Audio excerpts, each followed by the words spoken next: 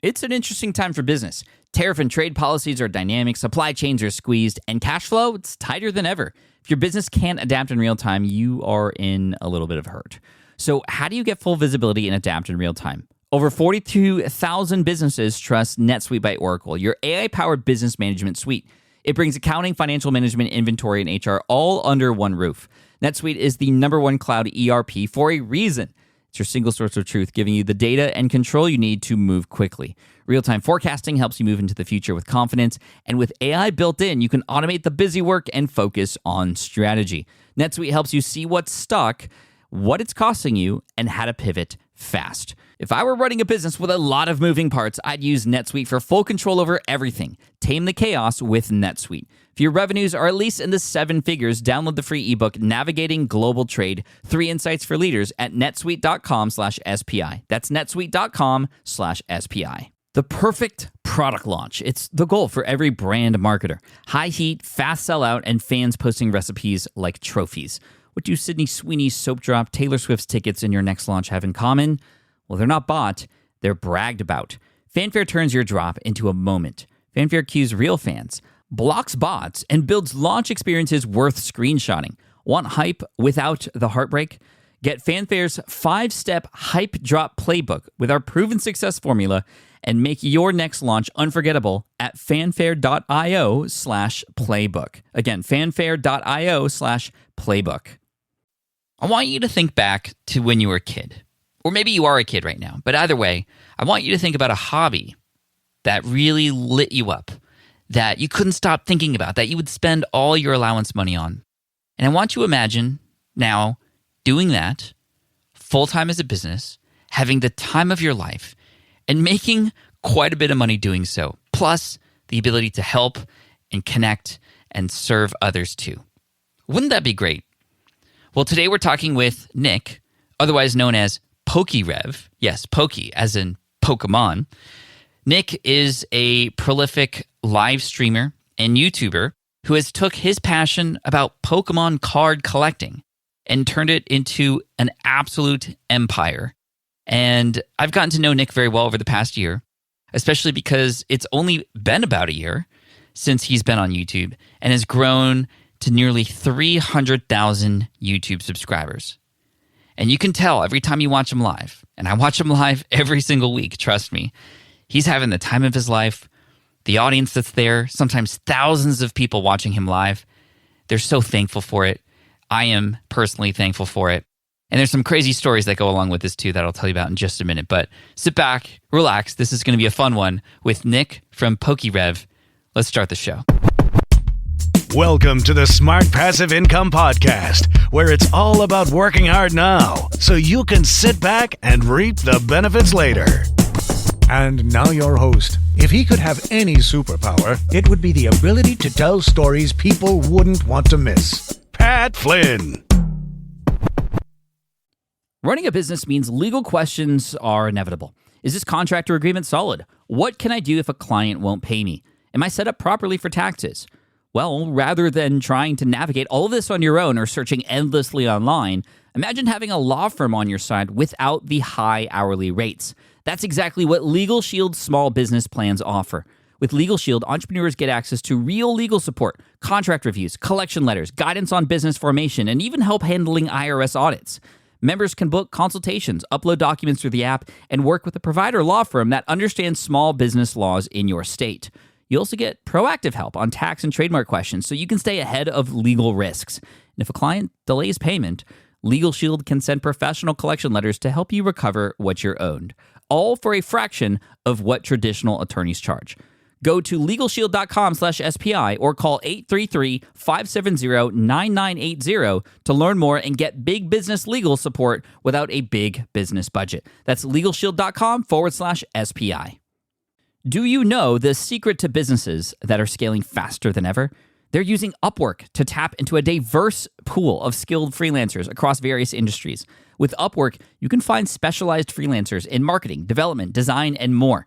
Experts who are ready to help you take your business to the next level. I've personally used Upwork myself and can vouch for it. Posting a job on Upwork is easy. With no cost to join, you can register, browse freelancer profiles, get help drafting a job post, or even book a consultation. From there, you connect with freelancers that get you and can easily hire them to take your business to the next level. Upwork makes the entire process easier, simpler, and more affordable with industry-low fees. Post a job today and hire tomorrow with Upwork.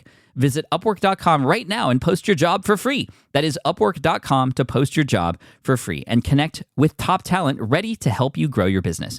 That's Upwork.com. Again, Upwork.com. What's up? Welcome to the Smart Passive Income Podcast. My name is Pat Flynn, here to help you make more money, save more time, and help more people too. And today we're talking with a really good friend of mine, Nick from PokeRev. You can find him on YouTube. POKEREV is the name of his channel. And like I said earlier, he's just grown like crazy over the past year. And I'm just really excited to unpack everything from not just his origin story and how this all got started for him. And there's a very interesting tie-in, in fact, to Smart Passive Income, because he used to listen to the podcast years ago, in fact. And he tells that story and how this show, in fact, inspired him to get started. Not with the Pokemon stuff, he found that later, but with some other stuff too. And he'll unpack that for us a little bit. And then I want to get into his work ethic. We talk about his revenue streams, how he diversifies, and just kind of his workflow and productivity schedule, and some of the stuff that he is running into right now as a result of the fast and rapid growth, which I think is very important to hear. So make sure you stick around for that. And if this sounds familiar to you, you might remember episode 464, where in fact, I actually speak about a little side project that I put together during the pandemic over the last few months in the Pokemon space. I started a YouTube channel called Deep Pocket Monster. And if you want to hear more about that and how I was able to fit that in and sort of how it's been going, you can check that out in episode 464. But for right now, this is all about Nick and his story. Again, you can find him at PokeRev on YouTube. Man, he's awesome. Here he is. What's up, Nick? Welcome to the Smart Passive Income Podcast. Thanks for being here, man.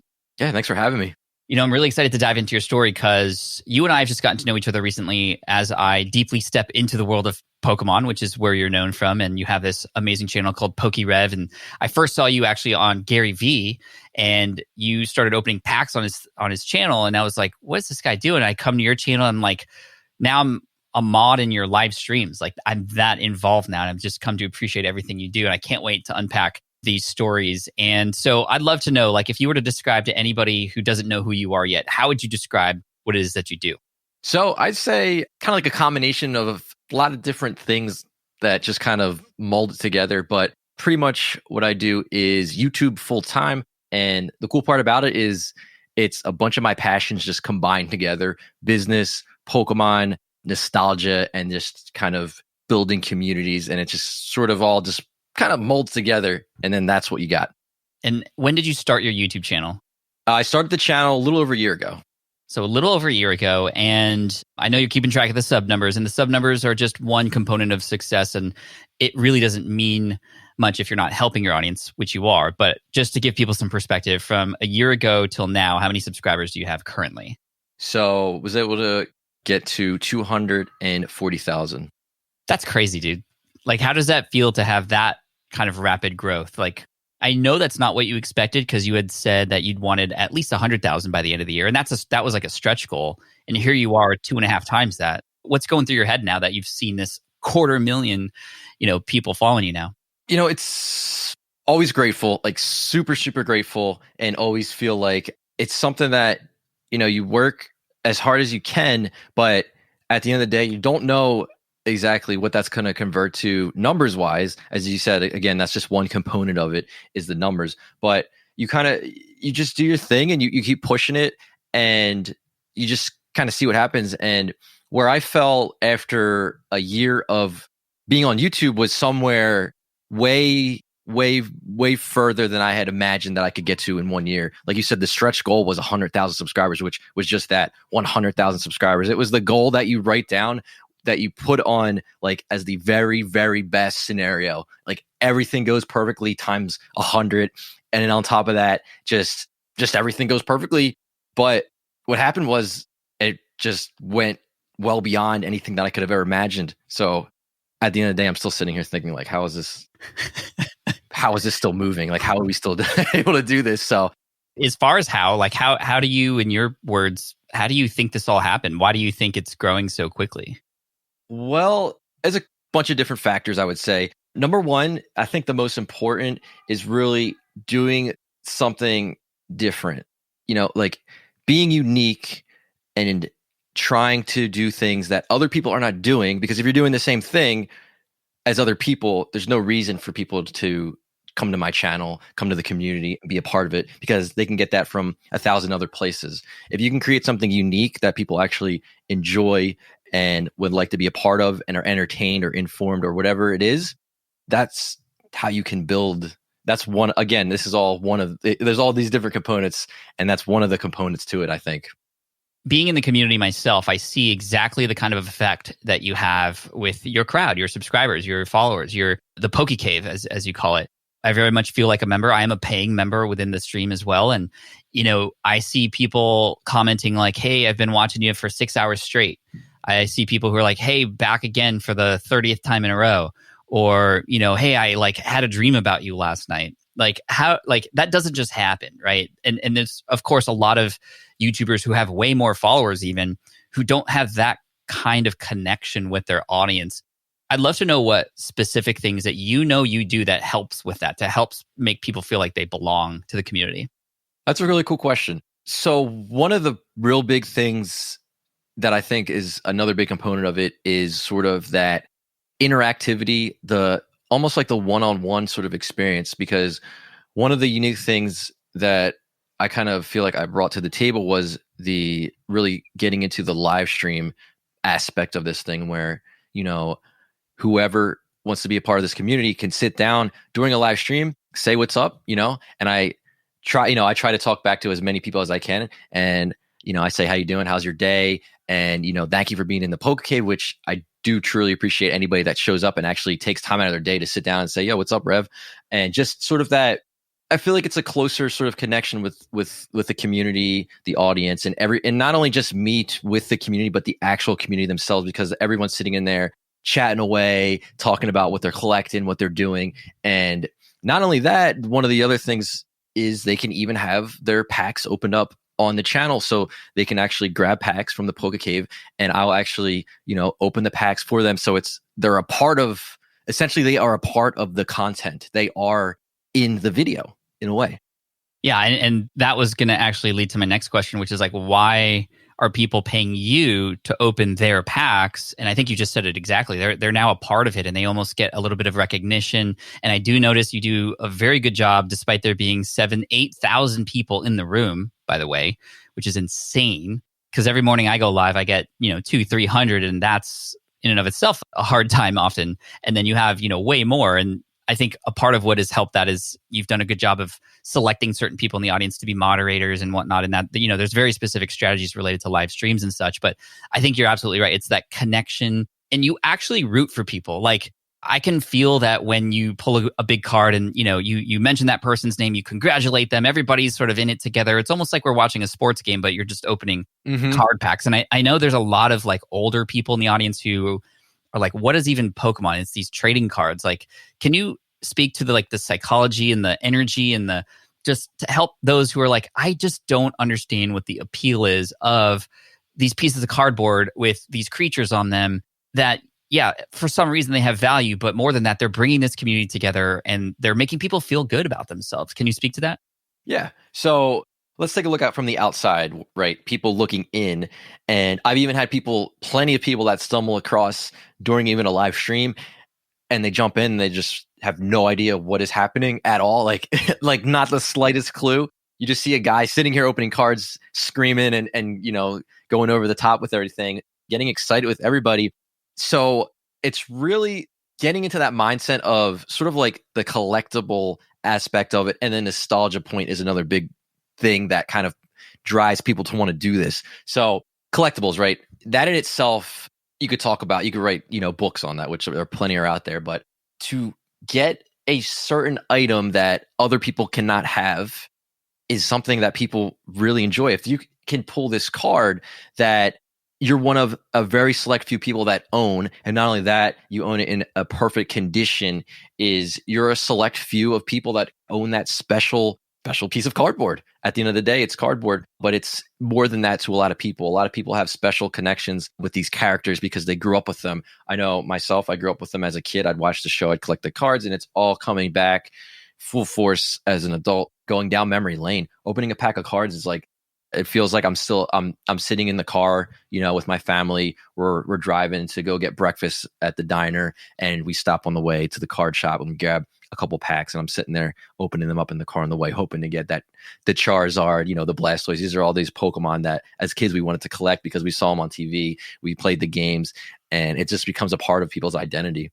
There's a lot of people listening who are probably very much admiring the way that you've been able to combine your passion, part of your childhood, to now what it is that you do for work and to support your family and whatnot. But I also know some people who have tried to go down this route, taking a hobby, an interest that they might have, turning it into a business, and then completely hating it, completely feeling like it's now work and it's not fun anymore. Have you ever felt those feelings of, oh my gosh, I got to do this again? Or has it always been great? And then how do you balance the hobby versus the business and stay sane, I guess? So with me, I have a pretty long history of sort of, I guess you could say, entrepreneurship or just doing sort of my own thing on the business side of it. So I feel like I'm very well versed on the business side of things. And the thing with me, that's a lot of people, I'm not the only one, but a lot of people for business, that is another passion and hobby. So it's almost as if I've fused both of these passions and hobbies together. So if it is leaning more one way on the business side, or if it's leaning one way on the collectible side or the nostalgia side, I'm fine with it because I actually enjoy both of those ends of it. There's not one part of it that I'm like, you know what? I don't like this aspect of it. I don't like, the business side of it and things like that, because I do enjoy that. And so for me, it just works out. But I could see how it could kind of go the other way for some people and be like, what? I don't like diving that deep into the business side of it, or I don't like diving that deep into the collectible side of it. Right. I had a friend of mine, her name is Shalene Johnson. She's been on the show before. She is an avid snowboarder, loves snowboarding, had this opportunity to create a clothing line in the snowboarding space. Went to a couple meetings with some business people and just realized that, wow, this was going to completely affect her love for snowboarding. And it was just going to become a chore and a job and a business now. And she just wouldn't be able to enjoy the slopes anymore. And it's really cool. I'm curious to know if you think that in order to succeed with a business about a hobby or a passion that you have to also learn to love the business side as well. I never really thought of it like that. I guess you could say, in a way, you really have to make smart choices. But also, I still have seen plenty of people that have just strictly been on the collectible side of it and zero business side of it whatsoever. And out of pure just interest and just going after what you enjoy and what you want to collect, that in itself has made some of the biggest collectors in the hobby with some of the most valuable collections purely for just collecting purposes, for personal passion. I mean, there's guys in this hobby that have been doing it for 5 years, 10 years.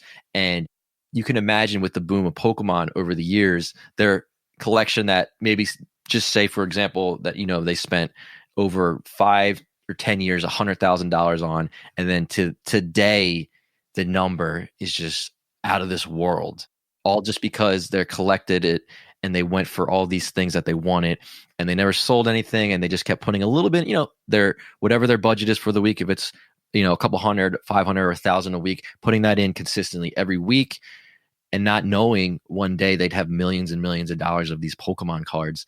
So we're actually at that point now where we have a lot of these collectors that were purely into it for collecting, and they've got to this sort of crossroad where it's like, should I start selling some of this stuff that I love because it is worth so much money and it could actually change my life?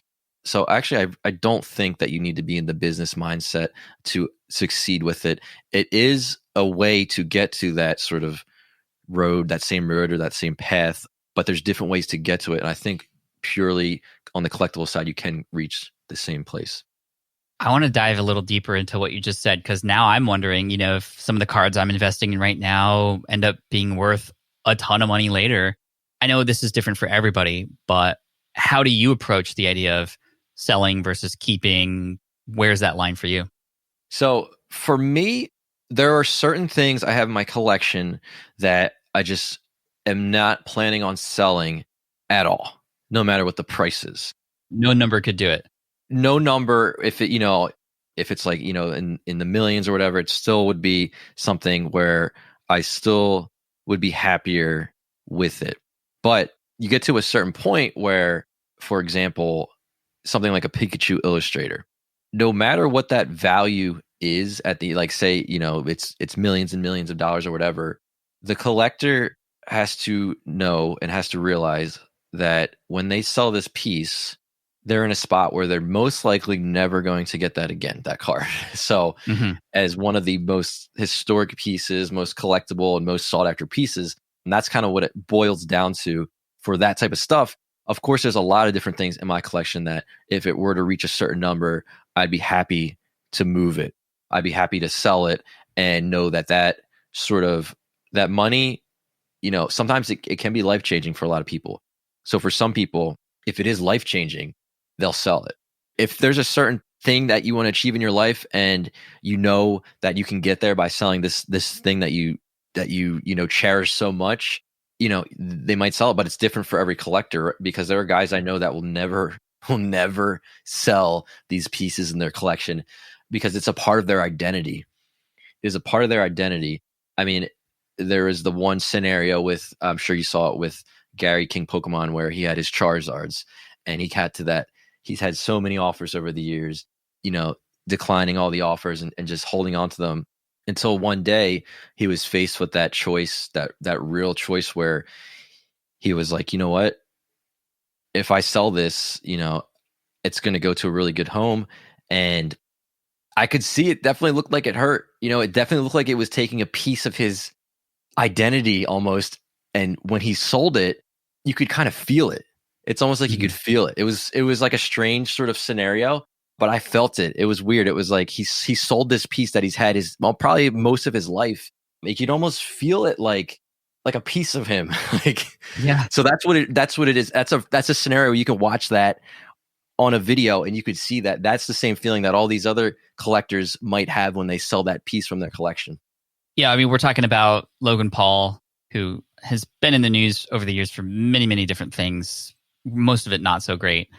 But he has definitely done something in the world of Pokemon with his recent sort of attention to it. And he's the person who went to Gary and purchased this for $200,000 or something like that. And I saw that too, and you could see it in Gary's eyes. And I think that Gary also knew that this was done not just for Logan Paul, but for the entire world of Pokemon. I think he knew what he was doing and knew that it was going to help everybody and more people get into it, which it definitely did. And when Logan Paul did the live break and opened cards and all these things happened, and I mean, that's a part of the reason why I got back into it, was just because he made the spectacle and it made it look more fun, and I got back into it. And then I found you and so many other people in this beautiful space. And this speaks to the world of influencers. And whether you think you are or not, like, you are an influencer now in the positive sense, right? You have the ability to say, go get these cards and people will get them, or this card is worth something and it can move the market literally now. How do you deal with that responsibility? What goes through your head when it comes to, and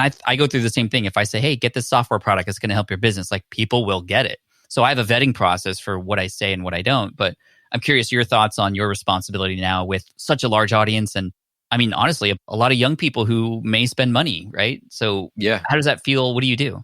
So when I first was jumping into it, and I would bring up a product or something purely that I had in my collection that I wanted to show, or I would do a weekly series where once a week I'd show all the products that I purchased from my collection, and I'd show them.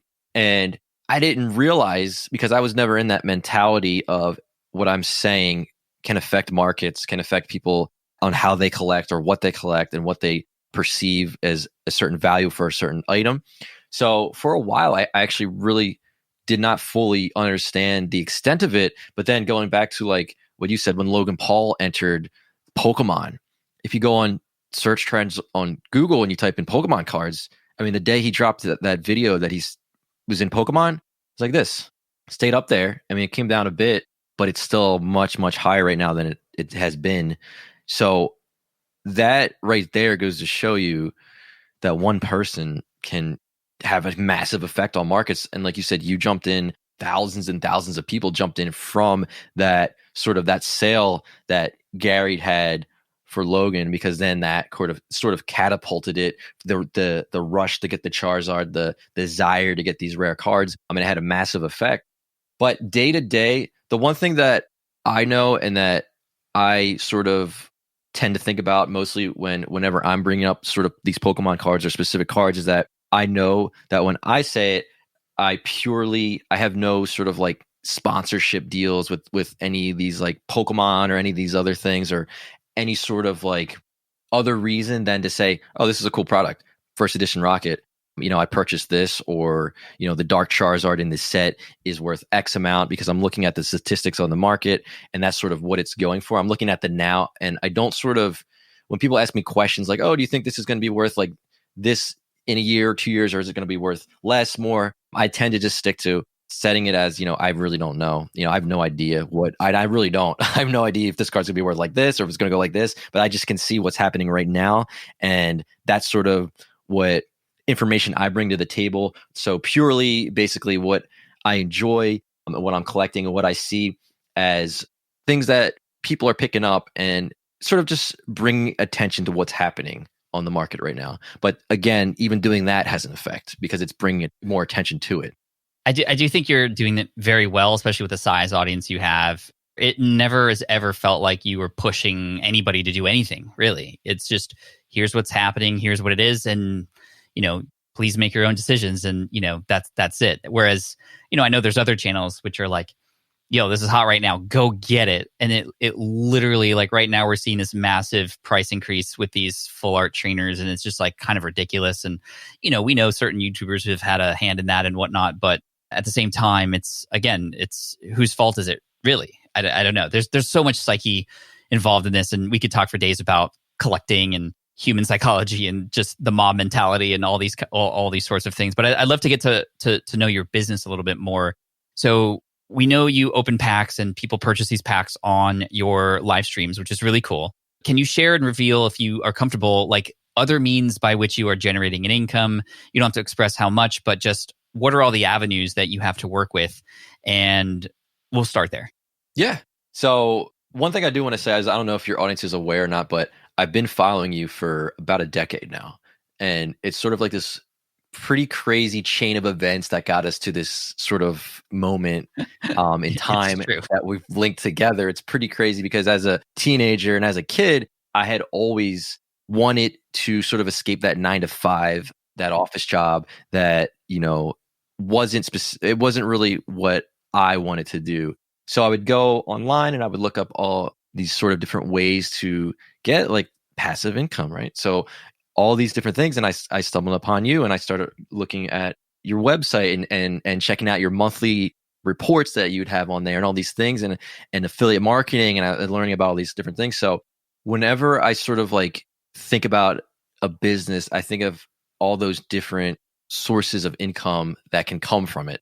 So with the channel and with Pokemon, there are a lot of different streams of revenue, right? So there's, of course, the booster box openings where, we open up a booster box of packs. Most of the time there's 36 in there. The packs get sold, and then, that's a source of income. Another source of income is sort of grading cards and selling the cards, because you can open packs and you can grade the cards. Basically, with grading cards is you send them out to a company. They grade on a scale 1 to 10, 10 being the most valuable. And there's ways to do that where you can buy collections and you could send in cards to these grading companies. And when you get them back, they could be worth substantially more because of their conditions. And if you have a good eye for it, you can find these things and you can hunt down these collections and you can send them out and you can get them back. Right now, a lot of people are doing that because of how big the market's getting, how popular Pokemon is getting, and all these companies are so backed up. If you send these cards out, it could take up to a year to get back or more. So that's another source of revenue, is the graded cards and selling those, and all the other sort of products that come in. So modern stuff that you get at distributor level, the newest product comes out, there's 10 different items for it, stocking all those items up and selling all those items. Another source of revenue would be, I have a membership on my YouTube channel where it's a monthly fee, but you have access to all these different perks. It's basically like YouTube's response to Twitch with the Twitch subscriptions, basically the same thing. you pay a certain amount monthly to a creator, and the creator, gets a certain percentage of that, which is actually, they take quite a bit. YouTube takes quite a lot. Yeah, 30%, I think, right? Yeah, 30%. Yeah. And then that's, another stream right there. And then that kind of ties into selling the packs as well. And then, other revenue streams, of course, is going to be when you dive into YouTube. So every time somebody watches a video, and they have an ad, they get, you get paid a certain percentage for running the ad. So there's ads. Another thing is super chats. Again, YouTube's response to Twitch with sort of the donation things. When people are watching live streams, they sometimes will send a donation to sort of like, support their creator that they're watching. But yeah, it's all the different streams that allow me to be able to do this full time. All those kind of together, they work out, right? Because you you don't want to depend on just the one. If you have one, if you're at the 9 to 5, you got your one income and that's it. But as the channel grows and as things grow, starting to get the different streams come in, and that's the main reason that I was able to just keep going with it and keep building it to be able to do it as a full-time thing.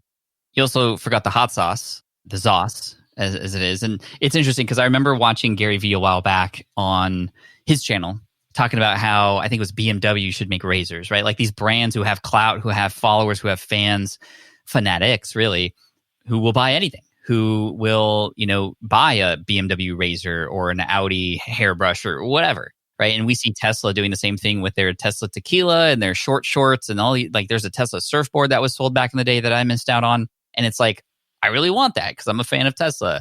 And then here you are coming out with Zoss, and I'm like probably one of the first to order it. And it's actually really good, by the way. So for those kinds of things, was that just another company you worked with that could sort of white label the sauce and, you smack your label on it and sell it because it's working and I see people all the time talking about it? Is that how it works? Yeah, so basically like sort of private label it or whatever you want to call it.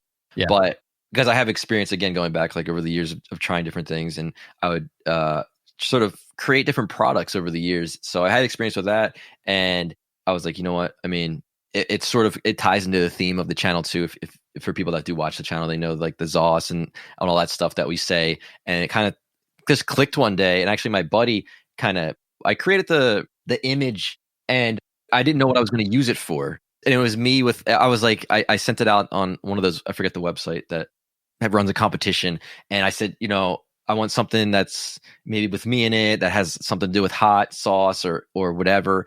And then I got it, and I was like, I was going to put it on a shirt, and I was like, it's pretty over the top for a shirt, and I don't know. And then my buddy was like, why don't you just put it on? Why don't you just have hot sauce? You say Zoss all the time. I was like, dude, so good. And then I was like, and he knows if he tells me something and I say I'm doing it, I'm like, I'm doing it. So I did it, and we got him in, and it was really cool. But yeah, that's the merch and everything is another source too that I forgot of income. For anybody listening, if you want to check out PokeRev, you can check him out on YouTube. Obviously, you can see what he's doing. You're very consistent with your work, and I do want to get into your work ethic and how you stay on top of things because you're going live, 5-6 times a week. You're doing videos almost daily now. I know it's a lot of work, and I'd love to dig into that. But also, I would just recommend everybody listening to check it out, if anything, to get a feel for what a rabid community is like. And you coming in from the outside are going to come in and go, what the heck is going on? Just like you said earlier, like people aren't going to understand anything. You're not going to know the words that are being said. You're not going to understand what is going on. But that proves that it doesn't matter. You can create this tribe who follows you because you all speak the same language, right? And you all can come together and enjoy each other's company because everybody else on the outside doesn't get it, right? And that's, I know, why a lot of people come to you, is because they can't talk about these things with their friends or their family because they just don't get it. So they come here into the community, they can talk to each other. And I've gotten to know people. I've gotten to know, Jeff the Ref and Blastoise 93 and Julio and, just so many great people in the community, especially the other mods that you've selected to sort of keep the show running. But it truly is something that, especially during these days, it's like, I thanked you when you hit 200,000 because it definitely filled the hole of like, I just haven't had that place to go and chill with the guys, right? And talk about random things together. And here I am in the chat opening Pokemon cards with you and everybody else. It's like, dude, thank you for that. Go into PokeRev, see what it's like, check out his live streams. It's ridiculous. It's awesome. It's entertainment. And so I'd love to ask you on that. I mean, you're live for 5-6 hours at a time. You're opening packs, you're communicating. Tell me about how you get in the right mindset before you go live. Traditionally, and I'm just going to call you out, you're a little bit late to your launches. It says it's going to start at 1. It starts at like 104. And I'm just like, that's okay, because actually it probably helps with the algorithm. But I'm like, what's going through Rev's head right now, like right before you go live? What do you say to yourself? So many people are scared to do that. So what happens and goes through your head during that time? Yeah, so I don't have the sort of like stream starting soon thing that pops up. Don't need to get into all the reasons for that, but basically going into a little bit, but with the algorithm, right? So when I'm preparing to go live, it is sort of getting into that mindset, sort of clearing out everything. If anything's going on throughout the day, if you got, something came up and trying to deal with that beforehand, sort of clearing it all out, sitting down, putting the music on is a big thing. Putting on music, and it's sort of the music that I have running throughout the stream, but I can hear it a lot louder in my headset. So getting that going and just getting excited to open these packs up, because I know everybody is going to be excited. So me being excited as well for it, I feel like sort of definitely brings the vibe, sort of like pulls it in together, because there's all different sorts of content creators that have their own style. Some people just want to sit back, not say a word, and there's nothing wrong with any of the different styles, and just, open up the packs. Me personally, I just really enjoy sort of like really getting into it.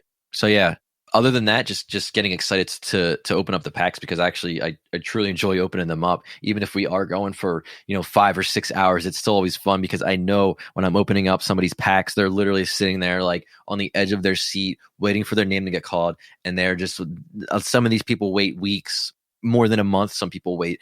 So I want to make sure every single person that gets their packs opened up has that experience of being a part of it. If I'm slacking even a little bit on people for 20 minutes, 30 minutes, that to me it doesn't feel right, because it's almost like you want to make sure everybody is treated the same and fairly and equally throughout it. So that's another reason. But I think I hit most of what I do before.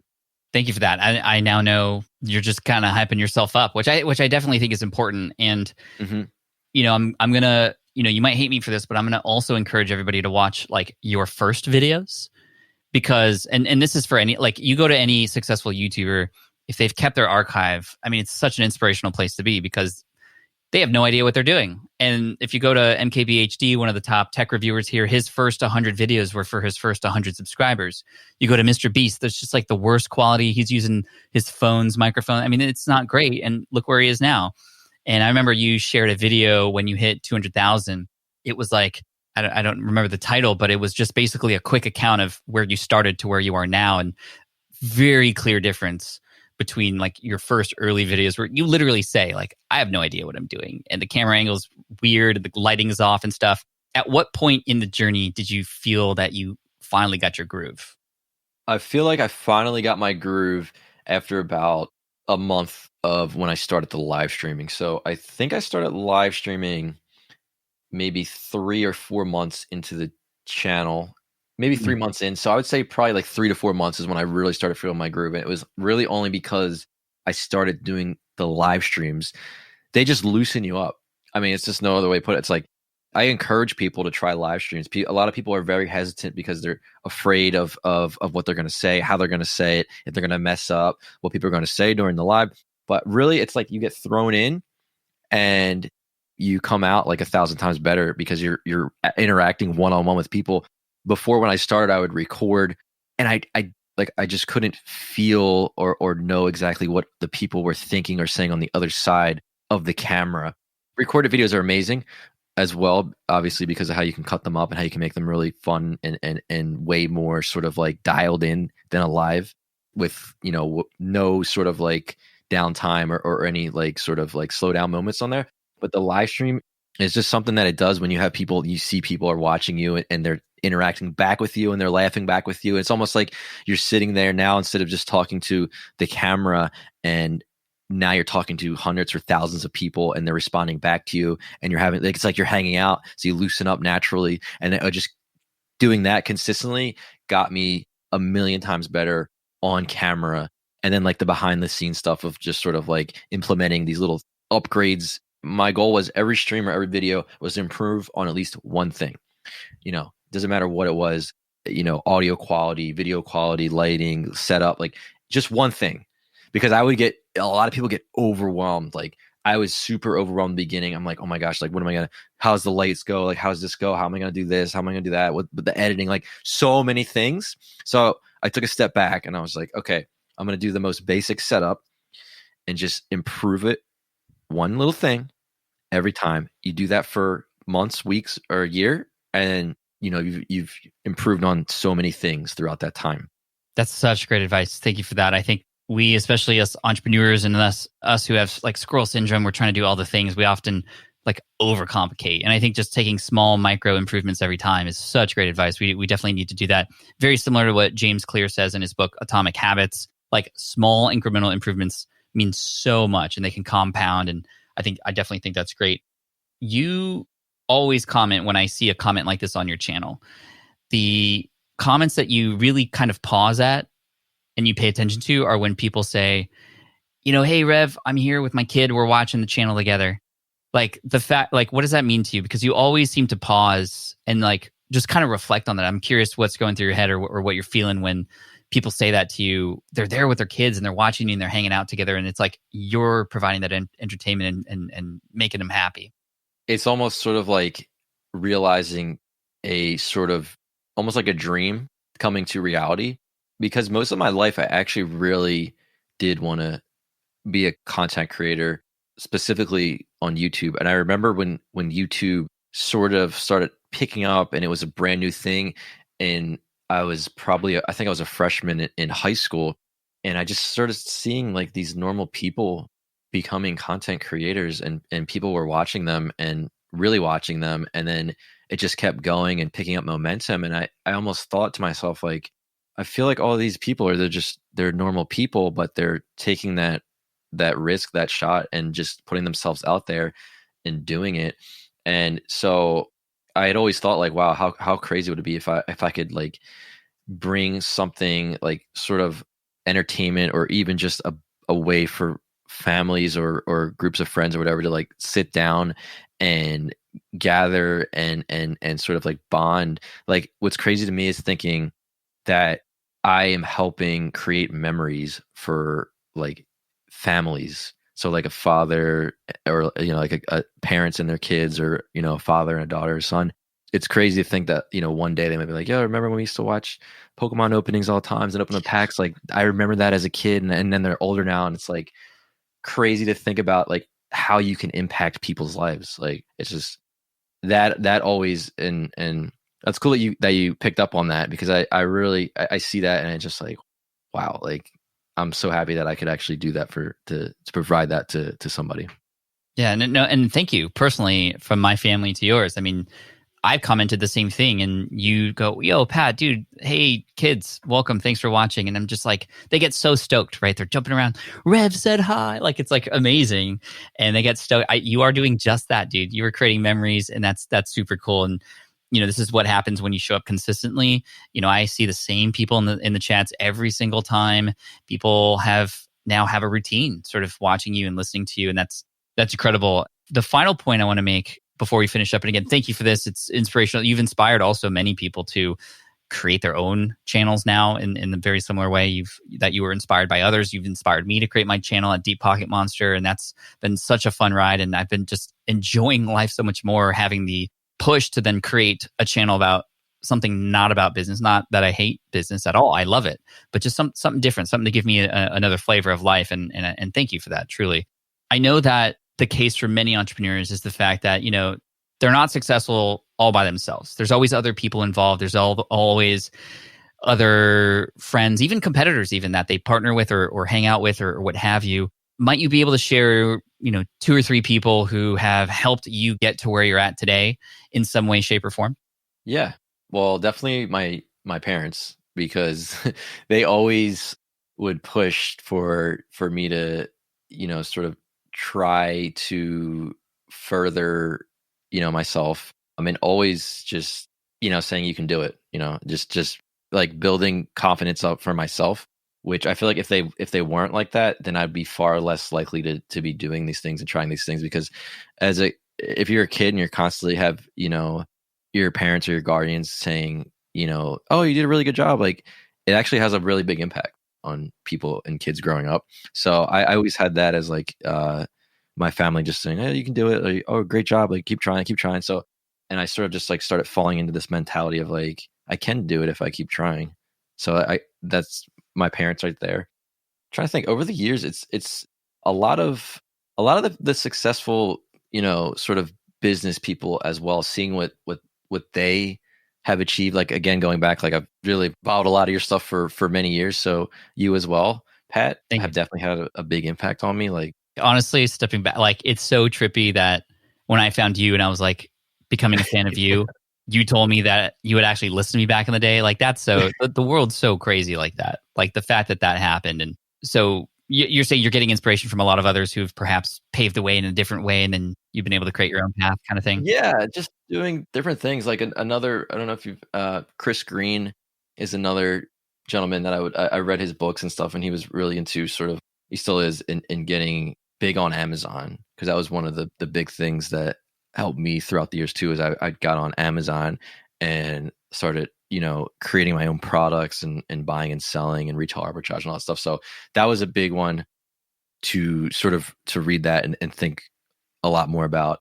I think a lot of people read, Rich Dad Poor Dad. That one Yeah. I read too, and just always sort of like researching online and just reading as much as I can. I feel like I've gotten a lot of information from a lot of different people. Awesome. And finally, to continue that, I know that you have this beautiful family, a couple amazing kids, and a wife. And how do you manage your business and family, keep things balanced? I know you're a big family man, just like myself. So what do you put into place being an online entrepreneur where literally you could work all the time if you wanted to? How do you turn off your work so you can turn on with your family? That's one of the biggest challenges I face, honestly. And the balance has definitely been getting sort of like out of in the wrong direction that I want to be at. So I want to, bring that back into more of a balance, because with the growth of the channel and all these different things I'm trying to implement, one of the most important things is figuring out sort of like the best way to do something so you don't spend as much time on it. So as I grow the channel and all these different new sort of ways of going about things, I implement ways to make things much easier and much quicker. And I'm still in the process of doing that right now, but just putting things into place that streamline things much better for you, I think is very important. Streamlining things is like incredibly important. I agree, and that I think you've done the first thing right, which is just like knowing that it's kind of getting maybe a little bit out of balance, and that's the first step always, is just noticing that, and that way it doesn't get too far to one side or the other. And I'm still dealing with that as well. 12 years into entrepreneurship, it's an ongoing battle, and there's always new things, there's always new opportunities. It's the ongoing sort of paradigm of entrepreneurship, and I'm just very grateful that you spent some time with us today to be very honest, to also inspire. And again, everybody should check out PokeRev, POKEREV on YouTube, and you also have thepokecave.com if everybody wants to see your sort of e-commerce site and where things happen there. It's just a crazy world that many people probably have no idea what's like, and I think going in there, you get a sense of what it's like to be somebody who actually cares for a large community and how they're able to still manage it really well. I think you do a fantastic job of it, and I'm looking forward to all the next content that you come out with. I'll be there in the lives. I'll be supporting the chat, and anybody from the Poke Cave who's listening to this, thank you for taking the time. And any final pieces of advice for the creators out there who might not be at 250,000 subscribers yet, but they're just getting started? What would you tell them before we finish up today? I would say really quickly, consistency, whether it's one video a week or 5 a week, but not pushing yourself too far. Be consistent, do what you can without going over the top and burning out. You don't want to burn out. So be consistent, try to be engaged, do stuff that is completely, try to be as unique as possible. Don't do what every single other person is doing, because you won't be able to sort of grow in the way that you are visioning. So do things that are unique, do things not only that are unique, but people truly enjoy watching, and make sure you're truly enjoying it. Be yourself above all things. Be yourself. Don't try to be somebody that you're not, because you're not going to enjoy it, and you're just going to get deeper into that sort of mentality of not being yourself, and it's not going to be good. So be yourself, make sure you're having fun with it. And I mean, at the end of the day, you could go much further than you ever could have imagined. I mean, I'll be honest with you, I never, especially growing up, I would have never imagined that I'd be on your podcast, Pat. So I appreciate you having me on. And if I looked back and I was talking to myself 10 years ago, I would have been like, Psh, you're right. But here we are. Dude, and here you are, man. And it's well-deserved. I appreciate you so much, PokeRev on YouTube, and keep on going, man. You're inspiring a lot of people, myself included. Thank you. Thanks, man. Thanks for having me on.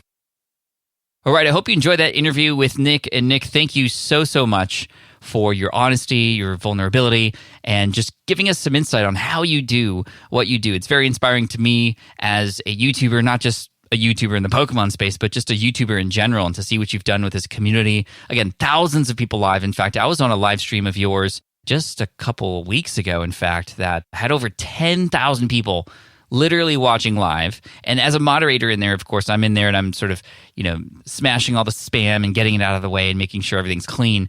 And then I discovered that there was a person who was participating in your pack opening who was from Germany. And his audience was watching on Twitch. And his audience had over 100,000 people watching live. So you had over 110,000 people, and who knows who else around the world was also streaming this on Twitch. It's huge, man.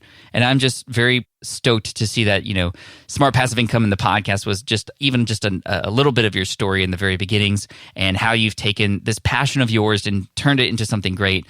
And to give you all a little bit of an update, these pack openings that Rev has done, he's actually recently decided to stop them.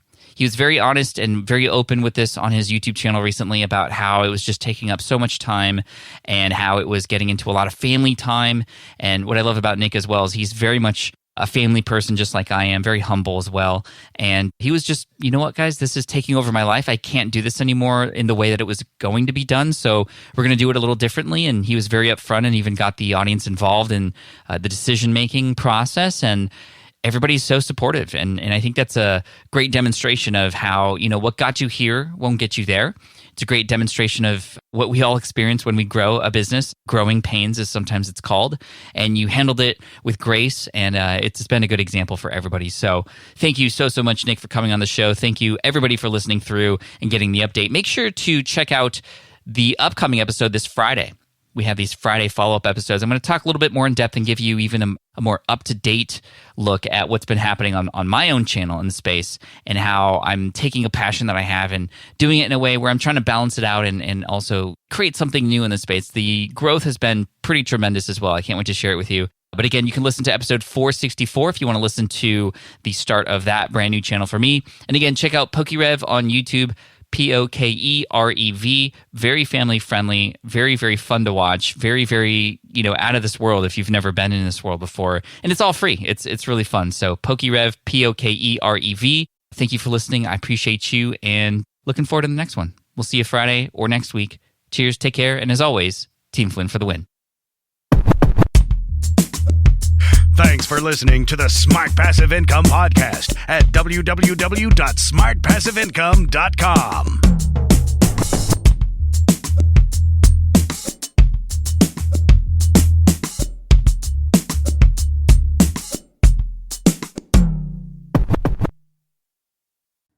I get it. You want to grow your business, but selling at scale feels overwhelming. You're drowning in complicated funnels, creating different lead magnets, or constantly posting on social media.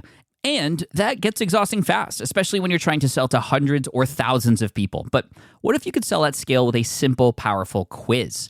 A score app quiz or assessment asks your audience key questions and gives them instant personalized results based on their answers. Your audience gets to know where they are now and shows them the steps they need to hit their goals. You can set up a quiz in minutes using Score App's templates and have a powerful lead magnet that'll do the selling for you. The best part is your audience actually wants to take this quiz, and you build huge amounts of trust before you even make a single offer. No hard sales, no chasing leads, just value at scale. Get 50% off the first 3 months using the discount code SPI. Just head to scoreapp.com/SPI. Again, that's scoreapp.com/SPI. Hey there, quick pause here because I have to tell you about a tool that completely transforms the podcasting workflow. Riverside. I get it. I used to juggle multiple platforms just to record one podcast episode. It was exhausting.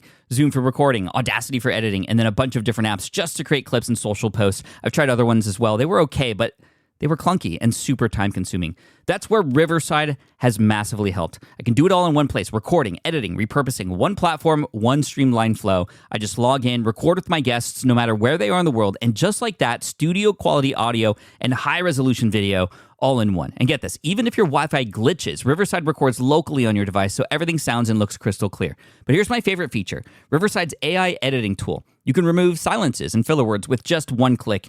Hours saved. With Magic Clips, Riverside also automatically finds the best moments and turns them into ready-to-post videos for YouTube Shorts, TikTok, Instagram, all without the extra editing. So if you're looking to level up your production quality and simplify your workflow, go to smartpassiveincome.com/Riverside and use code SMART to get 1 month free on the Pro plan. That's smartpassiveincome.com/Riverside, promo code SMART. It's built by creators for creators, and I think you're going to love it.